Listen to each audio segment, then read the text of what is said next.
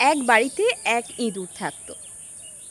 ইঁদুরটা বাড়িতে যা ছড়ানো ছিটানো খাবার পড়ে থাকতো সেটাই সে খেত। একদিন সে দেখলো একটা বড় কাঁচের জারে এক ভর্তি চাল রাখা আছে, তাতে ঢাকনা দেওয়া নেই। আর সে সেটা দেখে ভীষণ খুশি হলো। হরি বাবা, এ তো অনেক চাল, হ্যাঁ তো চাল আমি খাবো। এতে তো দেখছি ঢাকনাও দেয়া নেই, খুব ভালো হয়েছে।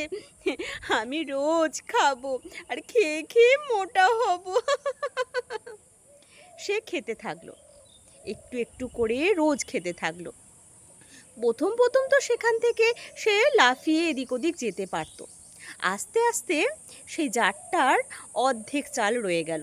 সে ভাবলো, না, আর কোথাও গিয়ে লাভ নেই, এখানেই যখন এত চাল, আমি এই চাল খাবো আর এখানে বিশ্রাম নেবো।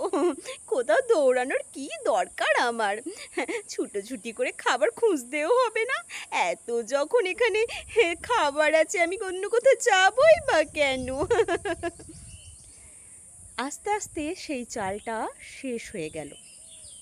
জারটা এতটাই বড় ছিল, সে চেষ্টা করেও সেই জারটা থেকে লাফিয়ে পালিয়ে যেতে পারল না।